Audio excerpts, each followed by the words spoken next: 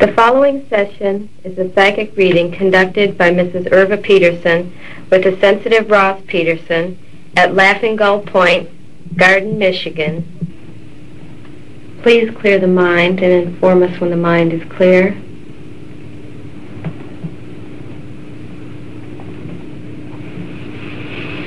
The mind is clear.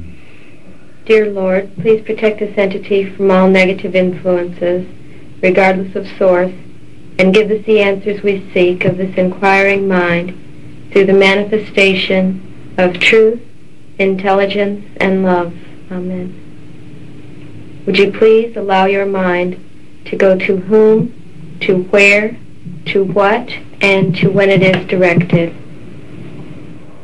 The questions we have all basically pertain to abortion and are designed to be available to the general public in aiding the greatest number of people toward the furthering of their soul development.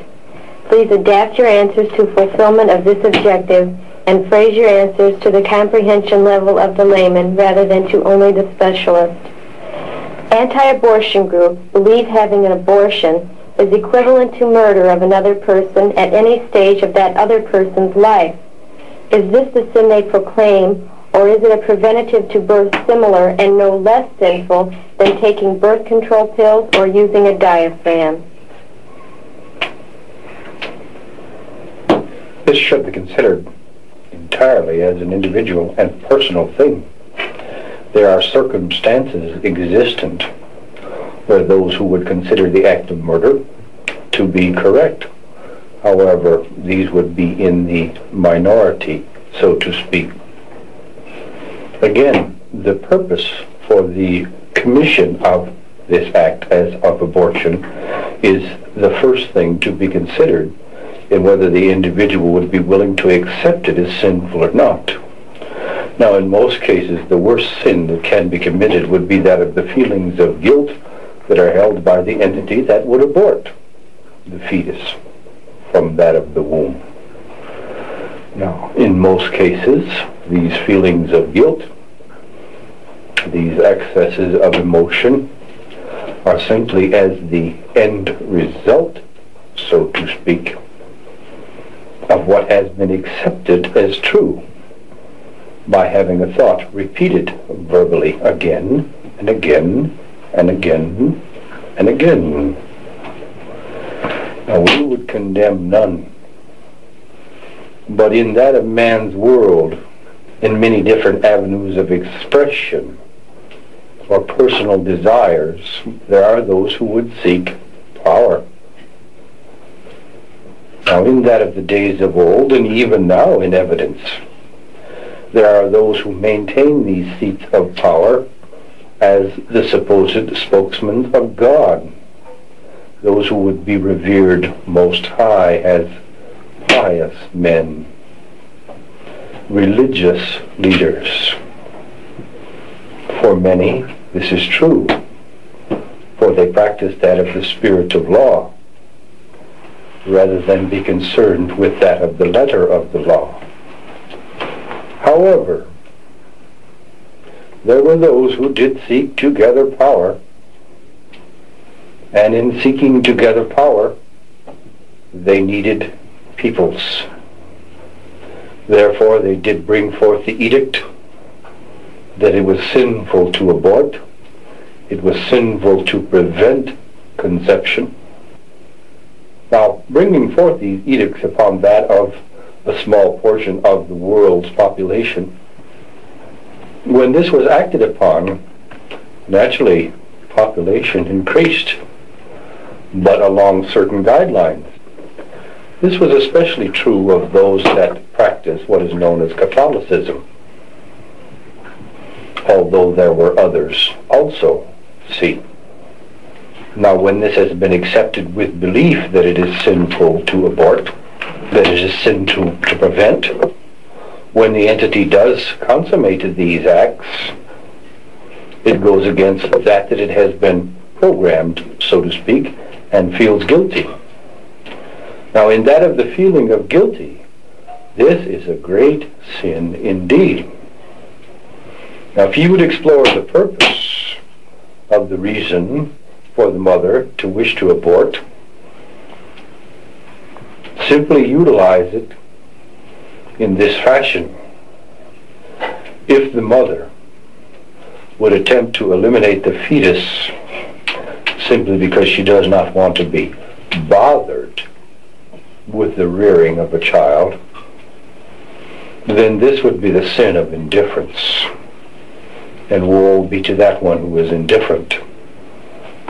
However, if the mother should desire to abort the fetus because she feels that that of the forthcoming child would be subjected to pressures and deprivations, and that her love for the child would want her to eliminate the possibility of it being subjected to these, then that of total abortion certainly is no sin. In any aspect, you must understand that there is a life force in all things. But that you would find in the plants is no different than that you would find in any animal body, as far as the principle or activating force of life itself is concerned. Now you could take that of the wild sweet potato and find all of the hormones in it, and in greater abundance than you may find in that of a physical body. And yet does the plant reason or think? Nay. Does the plant have that of a soul? Nay, not as ye know it. But nonetheless, the activating force of life itself is the same for the plant as it is for the animal. The thing that is to be considered is the life taken after that of the soul has inhabited that of the fetus, the yet unborn child or newborn child. Now in this there could be that of a sin. Ask thyself, if ye would raise a small garden, that of vegetables for thy sustenance, would it be a sin, a crime, to cut forth all the fruits of any of the plants before they have seeded? Would it be a sin to waste even one of these seeds? We think not. For God has given forth in abundances that have not yet even begun to be utilized by that of man. Yet all of these things are placed here for man to use, but only after the soul is in that of the physical form. Now, there is no more sin in eliminating that of the fetus from the womb by the mother than there would be in that of a tulip that chooses to refuse to open its petals for the emergence of sunlight so the pistil and the stamen may be one. However, purpose again is the key, and we have touched upon these aspects. In addition,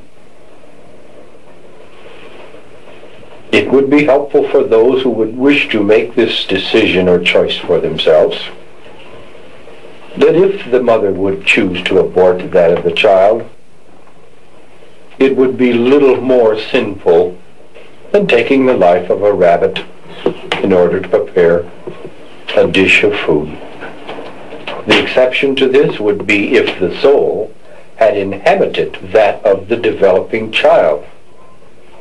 Now this might take place as early